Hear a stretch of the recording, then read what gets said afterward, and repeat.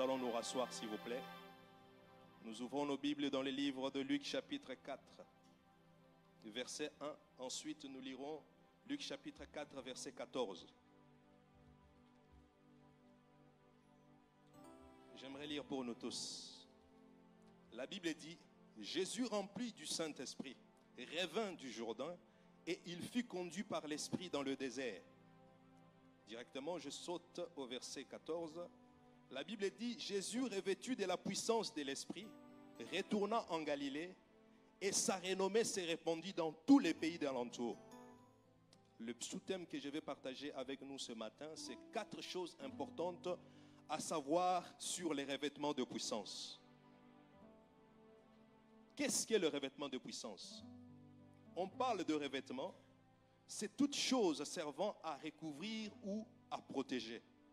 C'est l'action de revêtir quelque chose ou quelqu'un. On parle de revêtement de puissance quand Dieu veut intervenir dans notre monde contemporain. Dieu ne peut pas violer ses lois, alors il doit passer par l'homme pour accomplir ses desseins sur terre. Après la chute de l'homme, Dieu a envoyé son Fils par une voie naturelle pour racheter le péché, alors qu'il pouvait le faire autrement. Mais à cause de ses propres principes, il ne pouvait pas faire autrement.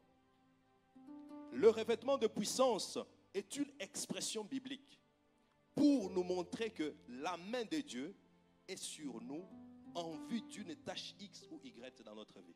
Alléluia. La première chose que nous devons savoir dans le revêtement de puissance, c'est l'appel. Qu'est-ce qu'un appel dans la vie de quelqu'un? C'est une action, une tâche que Dieu donne à quelqu'un pour entrer dans un ministère. Il n'y a pas de revêtement de puissance sans appel. Car le revêtement de puissance est lié à l'appel. Alléluia, peuple de Dieu.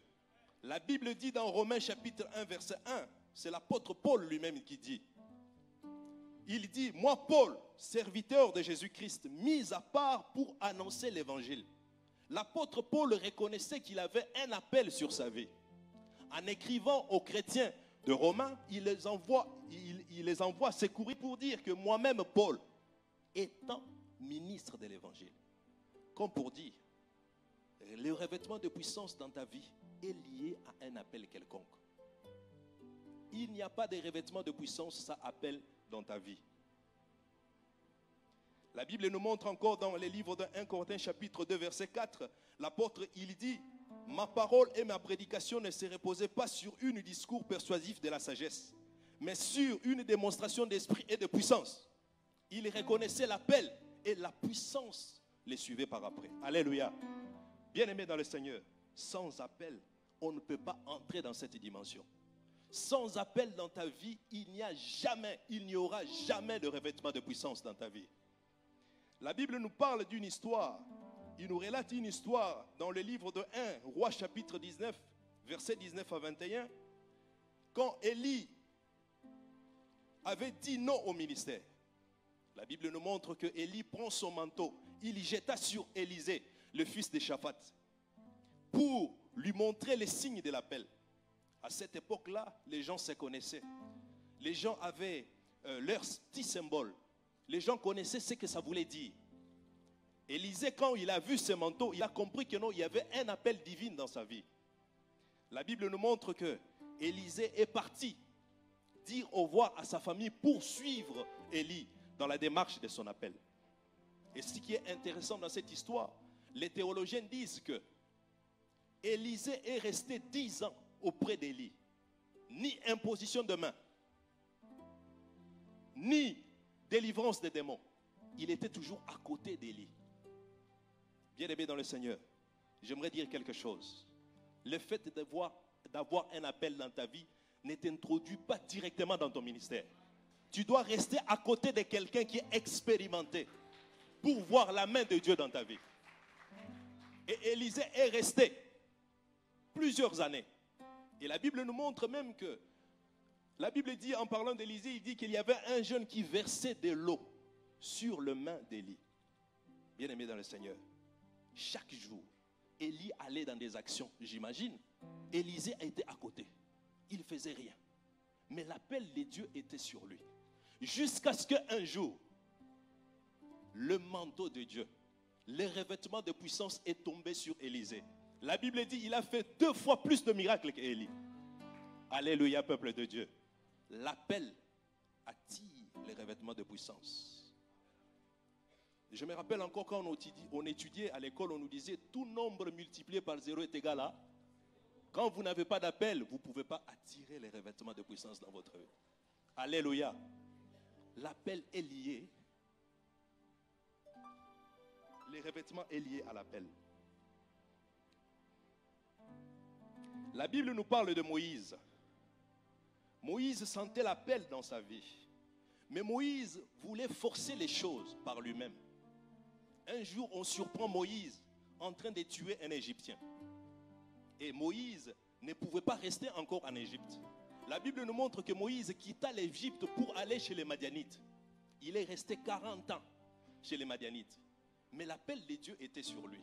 J'aimerais dire à quelqu'un aujourd'hui, même si tu es inconscient de l'appel de Dieu, sache qu'il y a une onction sur toi. Et aujourd'hui, tu seras conscient de ce que Dieu a mis en toi. Et Moïse a quitté pour aller chez les Madianites. La Bible nous montre que quand il est arrivé là-bas, il a trouvé une femme. Il paissait le brebis de son beau-père, qu'on appelait Jéthro. Un jour, en paissant les brebis de son beau-père, la Bible nous dit que non, Moïse a vu le buisson ardent. Le buisson était enfumé mais ne se consumait pas. Il était impressionné parce que Moïse déjà, avec la sagesse et l'intelligence qu'il avait en Égypte, il en a vu de toutes les couleurs. Vous savez, quand quelqu'un est initié, s'il y a quelque chose qui se passe dans sa vie, il est curieux de savoir qu'est-ce qui se passe. Et des fois, Dieu nous amène dans notre appel par notre curiosité. Alléluia. Si tu n'es pas curieux de savoir ce que Dieu a mis en toi, tu vas faire des années en tournant en rond. La Bible nous montre que Moïse s'avança. Il regarde, il voit. Dieu se révèle à Moïse parce qu'il avait l'appel dans sa vie. Et il y a eu une discussion entre Moïse et Dieu. Dieu lui dit que non, je te donne un appel pour aller délivrer mon peuple. Mais vous savez tous, on a toujours des excuses. Moïse voulait avoir des excuses pour dire à Dieu, je ne peux pas faire ça. Parce que je n'ai pas la capacité de faire ça. Bien-aimé dans le Seigneur, c'est lui qui t'appelle, il te donne également la capacité. Tu n'as pas à chercher parce que dans ta vie, dans ton esprit, sache que Dieu a déjà mis quelque chose. Et Moïse, il avait cet appel sur lui. Il y discutait avec Dieu. Mais au bout d'un certain moment donné, Dieu lui a dit, qu'est-ce que tu as entre tes mains? J'aimerais dire à quelqu'un, nous ne sommes pas loin tous d'une même manière. Moïse était loin d'une manière particulière.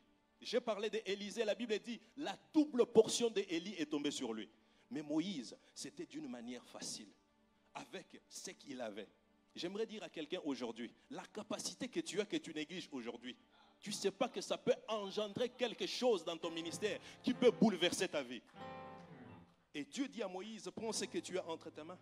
Il prend le bâton, il le dépose par terre et le bâton s'est transformé. Comme pour dire à Dieu, mais ces choses aussi, j'en ai vu en Égypte. Mais Moïse a vu autre chose qu'il n'a jamais vu. Dieu lui dit, prends ta main, mets dans ton sein. En ce moment-là, il a vu que non, il y a quelque chose d'extraordinaire. Bien-aimé dans le Seigneur, l'onction, les revêtements est lié à l'appel. Tout nombre multiplié par 0 est égal à. Alors, quel est ton nombre? Il faut savoir, qui es-tu? Quel est ton numéro? Quel est ton numéro? Il faut le savoir. Et en ce moment-là, Moïse est parti. Vous savez l'histoire après. Tout ce que Moïse a fait, des démonstrations de puissance d'une manière extraordinaire qu'on n'a jamais vu dans la Bible. Vous pouvez lire la Bible tout ce que vous voulez, mais il n'y a jamais quelqu'un qui a fait des démonstrations comme Moïse. De telle enseigne qu'il divise la journée ici, la nuit ici. Ça, c'est des miracles extraordinaires. Bien-aimés dans le Seigneur, l'Église de Dieu a le pouvoir de faire des choses que l'homme ne peut jamais faire, que le monde ne fera jamais. Et je le dis et je le déclare dans le nom de Jésus-Christ. L'Église de Dieu est puissante et l'Église de Dieu sera toujours puissante. Connais ton manteau, tu verras la puissance de Dieu à l'extérieur. Connais ton manteau, tu verras comment Dieu va t'équiper et on montrera aux gens que l'église de Dieu est toujours puissante. Alléluia. On revient par Jésus-Christ. Jésus-Christ aussi avait l'appel. La Bible dit dans Jean chapitre 3 verset 16, « Car Dieu a tant aimé le monde, il a donné son Fils unique, afin que quiconque croit en lui ne périsse point, mais qu'il ait la vie éternelle. » Par contre, l'appel de Jésus, c'est au-dessus de tous les appels. Parce qu'il devait mourir pour le monde. La Bible dit que non, il est né comme toi et moi, d'une manière naturelle. Il est venu au monde, comme toi et moi. Et d'ailleurs, il y avait une expression biblique qui dit toujours que le fils de charpentier. Mais l'appel de Jésus-Christ était sur lui. On l'appelait Jésus peut-être, j'imagine, à son école, avec ses amis. Mon ami Jésus, comment tu vas? Mon ami Jésus, il y avait toujours l'appel qui courait sur lui. 10 ans après, toujours l'appel qui était au-dessus de lui. 20 années après, jusqu'à ce que, au bout de 3 décennies, la Bible dit, l'Esprit conduit Jésus dans les déserts. Et la Bible nous montre dans Luc chapitre 4, verset 14, que Jésus rempli du Saint-Esprit, revêtu du Saint-Esprit. Bien-aimé dans le Seigneur, l'appel reste la chose la plus importante. L'appel est important dans cette histoire des revêtements de puissance. Quoi que tu peux faire, si ton numéro n'existe pas dans les fichiers des appels, alléluia, si ton numéro n'existe pas dans les fichiers des appels, tu peux jeûner et prier, il n'y aura aucun résultat. Alléluia, peuple de Dieu. Alléluia, peuple de Dieu. L'appel de Dieu, quelque chose d'important dans le revêtement de puissance. La deuxième chose, c'est les alliances. Qu'est-ce que les alliances? Les alliances, c'est une union contractée par engagement. C'est un pacte avec Dieu. À l'époque, les gens contractaient toujours des alliances. Parce qu'il y avait des histoires telles que l'autre, il est plus fort que moi. Vu que je ne peux pas les combattre, on doit contracter une alliance avec cette personne-là. Parce que s'il y a des ennemis qui viennent dans ma vie, mon allié sera avec moi. Bien-aimé dans le Seigneur, tout ce qu'on voit aujourd'hui dans le monde, sachez que ça a été quelque part. Les alliances. Et les gens faisaient des alliances. Et la Bible nous montre également que Dieu lui-même, il a contracté des alliances avec les hommes. Pourquoi? Parce que nous voyons ça par exemple dans le livre de Genèse. La Bible nous montre que Dieu a contracté l'alliance à Éden avec Adam et Ève. Et ensuite, il y a eu l'alliance avec David. Et dans le livre de Genèse chapitre 6 verset 18, la Bible nous montre que Dieu a contracté l'alliance avec Noé. Comme pour dire que les déluges avaient frappé tout le monde, mais sauf la maison de Noé. Alléluia. Tout le monde était dans les déluges, mais sauf la maison de Noé, parce qu'il y avait une alliance contractée avec Dieu. Et la Bible nous montre aussi, nous qui sommes chrétiens, dans Hébreux chapitre 8 verset 6, nous vivons dans une alliance très excellente. Nous ne sommes plus dans l'ancienne alliance. Pourquoi? Parce que Christ lui-même, il s'est donné pour nous. Alors, pourquoi l'alliance? Pourquoi l'alliance dans les revêtements de puissance? Pourquoi l'alliance dans les revêtements de puissance? La Bible nous montre dans Exode chapitre 2, versets 24 à 25, alors que le peuple hébreu était en captivité, la Bible dit, Dieu s'est souvenu de l'alliance qu'il avait faite à Abraham et il a envoyé les revêtements de puissance par Moïse pour libérer son peuple. Comme pour dire, les alliances dans notre vie avec Dieu nous attirent les revêtements de puissance dans notre vie. Une alliance reste quelque chose d'important dans ton intimité avec Dieu. Les anciens racontent, un jour, on parle de Oral Robert. Quand il a commencé son ministère, les anciens disent que Oral Robert, il ne pouvait pas prendre le micro sur la chair et commencer directement à prêcher. Parce que Oral Robert, il avait une alliance avec Dieu. Tant que l'onction de Dieu n'est pas encore tombée sur lui, il ne peut pas proclamer la parole. Il est resté 10 minutes en parlant en langue. Alors qu'il y avait du monde, les gens ne comprenaient pas. Mais ce type, il faisait quoi? Parce qu'il avait une alliance avec Dieu. Bien-aimé dans le Seigneur, la puissance des alliances est très importante. Très importante. Les alliances de Dieu dans notre vie. Les alliances de Dieu dans notre vie. La Bible nous parle aussi de Smith Wigglesworth. un évangéliste très puissant, anglais. La Bible, désolé, je parle de la Bible. L'histoire nous montre que ce type, il avait une habitude. Chaque minuit, il prenait son vin et son pain. Il avait une alliance particulière avec Dieu. Et quand il le faisait, il priait toute la nuit, de minuit jusqu'à 4 heures du matin, et il dormait. Quand il s'est réveillé, peuple de Dieu, l'histoire nous montre que aucune maladie ne pouvait résister devant cet homme. Parce qu'il avait contracté une alliance spéciale avec Dieu. Les alliances. Quelque chose d'important. Les alliances. La troisième chose que nous pouvons voir dans le revêtement de puissance, c'est la consécration. La consécration. C'est l'action. La consécration, c'est l'action de se consacrer à Dieu. C'est comme une pressoire. Qu'est-ce qu'une pressoire? Quand on parle d'une pressoire, c'est une machine agricole utilisée pour extraire par pression l'huile de certains grains végétaux. Ça veut dire quoi? La consécration dans notre vie sort de l'huile. Quand on est pressé au bout d'un certain moment donné par la vie de consécration, nous sortons les revêtements de puissance. Une huile fraîche. Et c'est cette huile-là qui nous fait du bien. Et quand on parle de la consécration, dans la consécration, il y a ce qu'on appelle le package de la consécration. La première chose qui se passe dans la consécration, c'est quoi? C'est la vie de prière. La première chose qu'on voit dans la consécration, c'est la vie de prière. La vie de prière reste quelque chose d'important dans la consécration. Et la deuxième chose que nous pouvons voir dans la consécration, c'est la vie de jeûne et de prière. C'est deux choses différentes. La vie de prière, c'est une chose, mais la vie de jeûne et prière en est une autre. Et la troisième chose que nous pouvons voir dans la consécration, c'est la vie de sanctification. Ça reste important. Il faut qu'il y ait l'équilibre, peuple de Dieu. On ne peut pas commencer à tomber, mais on pêche. Il faut qu'il y ait l'équilibre. L'équilibre reste quelque chose d'important. S'il n'y a pas l'équilibre, on passe à côté. La sanctification. Quelque chose d'important qui fait partie du package de la consécration. Quelque chose d'important. Alors, on remarque que certains revêtements dans notre vie ont des exigences. Certains revêtements de puissance dans notre vie ont des exigences. Toute personne qui travaille dans l'onction, il vous dira. Il y a certaines grâces qui viennent sur nous et qui partent. C'est des grâces qui ne sont pas résiduelles. Mais en ce moment-là, qu'est-ce qu'il faudrait faire? Il faut rechercher la face de Dieu.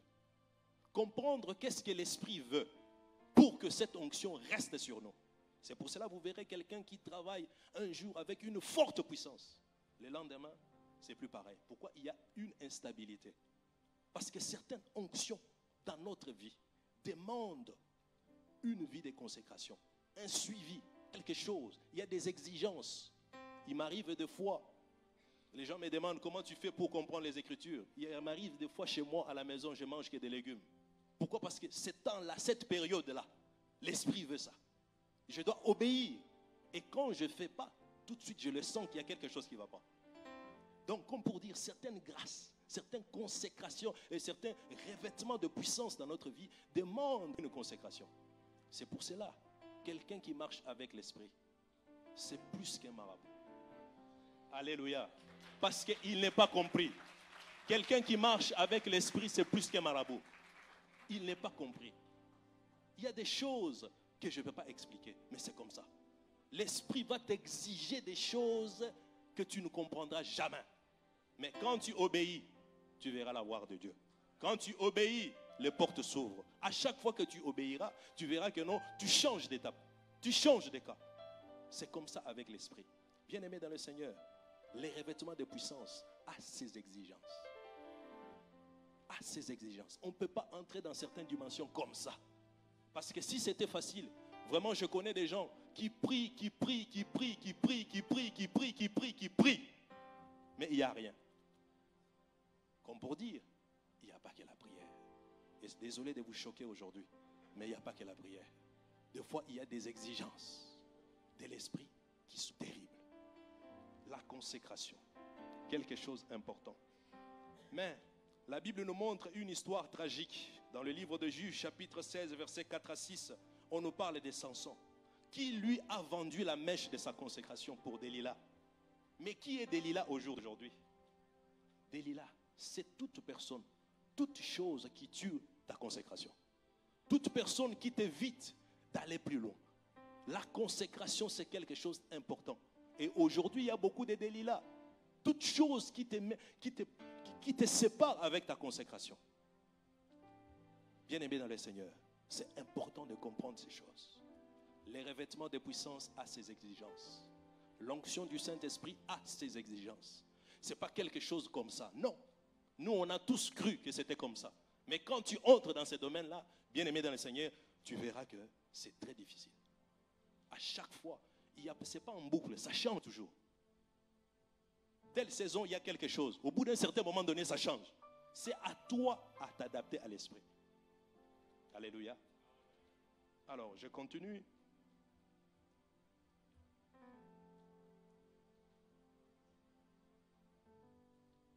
On parle de la quatrième chose. La quatrième chose qui soit importante dans le revêtement de puissance, c'est la vie de foi. La foi, c'est une chose, mais la vie de foi en est une autre. Après plusieurs années dans le Seigneur, j'ai compris beaucoup de choses. Que on peut avoir la foi pour tel domaine, mais pas la foi pour un autre domaine. Je répète, on peut avoir la foi pour tel domaine, mais pas pour un autre domaine. Pourquoi ça?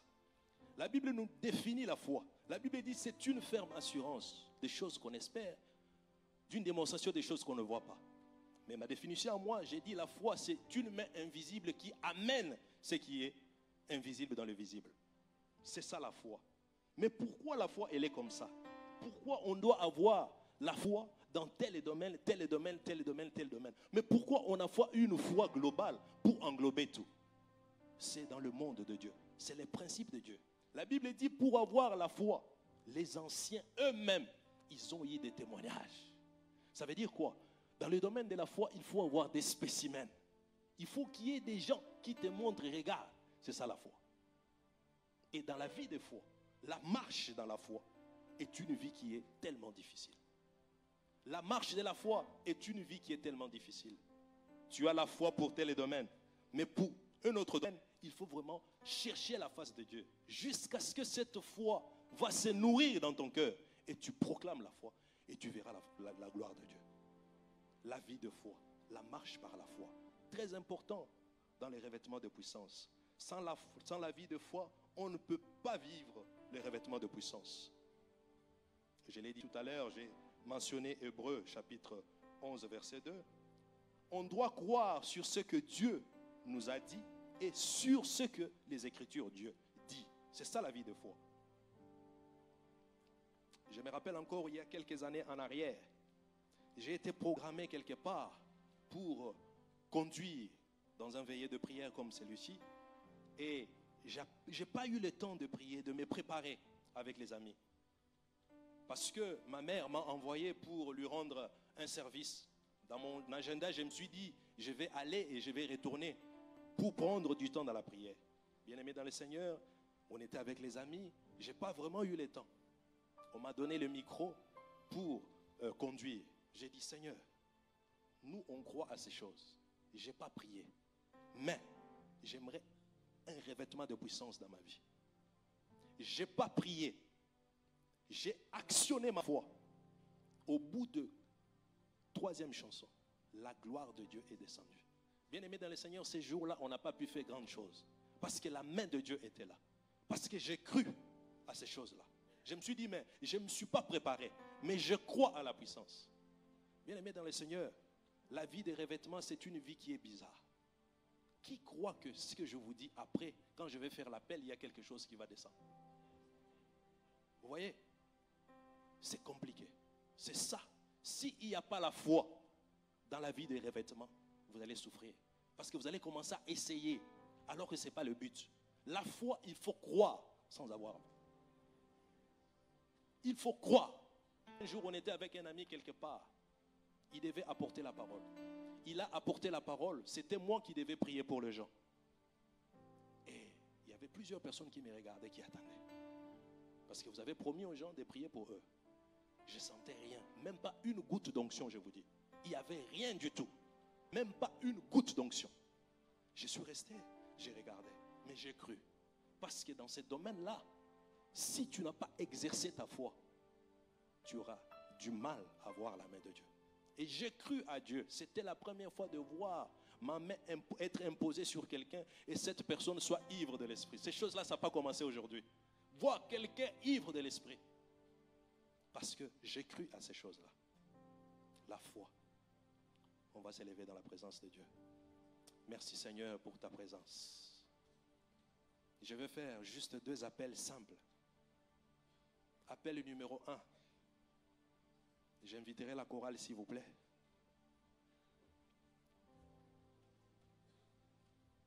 On va chanter, chercher la présence de Dieu. On va entrer dans la présence de Dieu. Et mon appel numéro 1, je vais appeler toute personne qui ne comprend pas qu'ils ont un appel dans leur vie, qui sont embrouillés, qui n'ont pas une boussole, de passer devant. Nous allons chanter, adorer, louer, entrer dans sa présence. Et ces personnes-là vont s'avancer.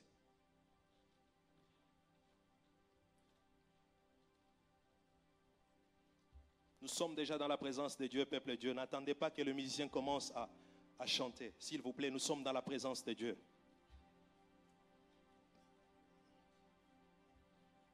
Tu es présent dans ces lieux. Nous sommes déjà dans la présence de Dieu. Je crois que la gloire de Dieu va descendre. Il y aura 2 onctions, juste, c'est tout. Korabasatata.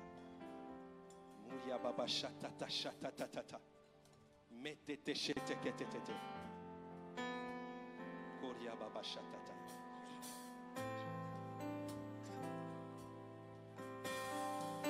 Sentez la présence de Dieu. Peuple de Dieu, entrons dans la présence de Dieu. Entrons dans la présence de Dieu. Entrons dans la présence de Dieu. Jusqu'à ce qu'il y ait quelque chose qui va descendre. Entrons dans la présence de Dieu.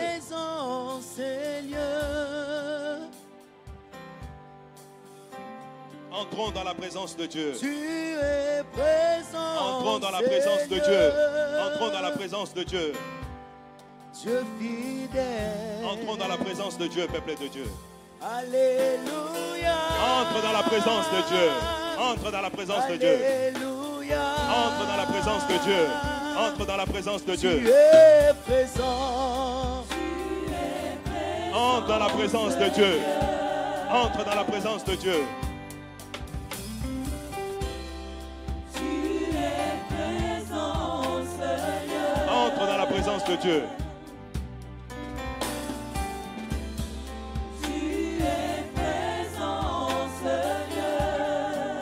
Entre dans la présence de Dieu. Entre dans la présence de Dieu. Entre dans la présence de Dieu. La gloire de Dieu va descendre. Entre dans la présence de Dieu. Entre dans la présence de Dieu.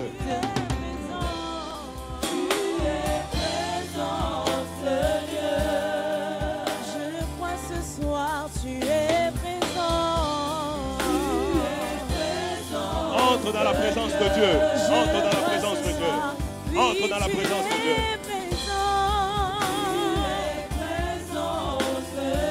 Oh Dieu fidèle. Entre dans la présence de Dieu. Entre dans la présence de Dieu. Entre dans la présence de Dieu. Entre dans la présence de Dieu. Oh oui, tu es présent. Entre dans la présence de Dieu. Dans la présence de Dieu. Dans la présence de Dieu. Dans la présence de Dieu. Encore dans la présence de Dieu. Dans la présence de Dieu. Encore dans la présence de Dieu. Dans la présence de Dieu. Entre dans la présence de Dieu. Entre dans la présence de Dieu. Entre dans la présence de Dieu. Entre dans la présence de Dieu. Encore dans la présence de Dieu. Encore dans la présence de Dieu. Encore dans la présence de Dieu. Encore dans la présence de Dieu. Encore dans la présence de Dieu. Encore dans la présence de Dieu. Oui, Dieu fidèle. Encore dans la présence de Dieu. Encore. Encore dans la présence de Dieu. Alléluia. Oh oui, Dieu fidèle. Encore dans la présence de Dieu. Encore. Encore. Encore. Encore. Encore. Encore. Encore. Encore. Encore. Encore. Encore. Encore. Encore. Encore. Nous chantons Dieu fidèle. Encore. Encore. Encore. Encore. Dans la présence de Dieu. Nous chantons Dieu fidèle. Dans la présence de Dieu. Alléluia. Encore. Dans la présence de Dieu. Alléluia. Encore dans la présence de Dieu. Nous Encore dans la chantons présence de Dieu. Dieu fidèle. Alléluia. Alléluia. Alléluia. Toute personne qui ne comprenne rien de l'appel de Dieu dans leur vie, Dieu commence maintenant à vous toucher dans le nom de Jésus. Dieu commence à vous toucher maintenant. Dieu commence à vous toucher maintenant. Dieu commence à vous éclairer dans le nom de Jésus. Recevez la grâce de Dieu. Dans le nom de Jésus. Recevez la grâce de Dieu. Recevez la grâce de Dieu. Recevez la grâce de Dieu. Dieu commence à vous toucher maintenant. Toute personne qui ne voit pas clair concernant son appel, Dieu commence à te toucher maintenant. Dieu te touche maintenant. Dans le nom de Jésus. Dans le nom de Jésus. La grâce de Dieu est là. La grâce de Dieu est là. La grâce de Dieu est là. Merci Seigneur. Touche toutes ces personnes, Père de gloire, qui n'ont rien compris, Seigneur, qui n'ont pas compris de ton appel, Seigneur. Touche ces personnes. Touche ces personnes. Mon Dieu, mon roi. Touche ces personnes. Merci Seigneur. Touche ces personnes. Merci Seigneur. Touche ces personnes. Le Seigneur va toucher maintenant. La grâce de Dieu va passer maintenant.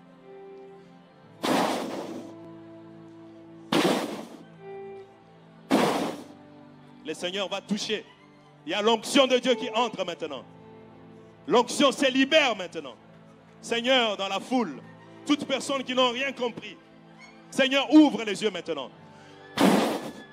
Je sens une forte onction. Seigneur, je te prie avec le Saint-Esprit. Je ne suis pas tout seul.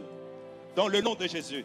Seigneur, que toutes personnes qui n'ont rien compris, Seigneur, sur leur appel, Seigneur, que ta main touche maintenant. Que ta main touche maintenant. Maintenant.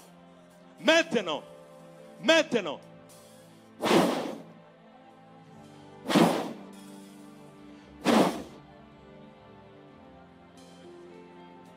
La grâce de Dieu s'intensifie en ce lieu. La grâce de Dieu s'intensifie en ce lieu. La grâce de Dieu s'intensifie en ce lieu. Et toute personne qui a un appel clair, vous pouvez aussi passer devant, s'il vous plaît. Toute personne qui a reçu un appel clair de la part de Dieu, vous pouvez passer vite, s'il vous plaît. Passez vite devant. Passez vite devant. Peu importe quel appel, si vous sentez que Dieu a mis quelque chose en vous, il y a une onction qui se libère là. Je sens le feu sur mes mains. Je sens le feu. Levez juste vos mains, Dieu va vous faire du bien. Levez juste vos mains. Merci Seigneur. Merci Seigneur. Merci Seigneur. Recevez la grâce. Recevez la grâce. Recevez la grâce. Seigneur, touche. Merci pour ta grâce. Merci pour ta grâce. Merci pour ta grâce. Seigneur, merci. Merci pour ta grâce. Merci. Le Seigneur est en train de libérer quelqu'un qui a un problème de sciatique. Jambe droite, tout de suite maintenant. Jambe droite, sciatique maintenant. Ça part dans le nom de Jésus. Reçois cette guérison. Merci mon Dieu, mon roi. Merci pour ta grâce. Merci pour ta grâce. Merci pour ta grâce.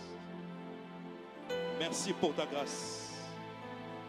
Merci pour ta grâce. Merci pour ta grâce. Reçois la grâce. Reçois la grâce. Reçois la grâce. Reçois cette grâce. Dans le nom de Jésus.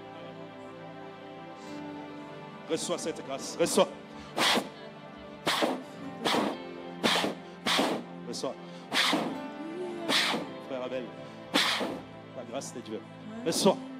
Reçois cette grâce. Merci Seigneur. Merci. Merci pour ta grâce.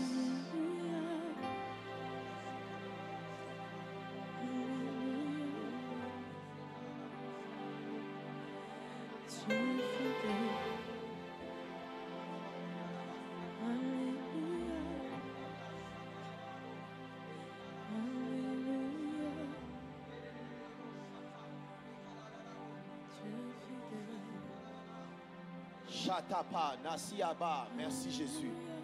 Merci pour ta parole. Merci pour ta parole. Merci Jésus. Merci. Oh, merci pour ta grâce.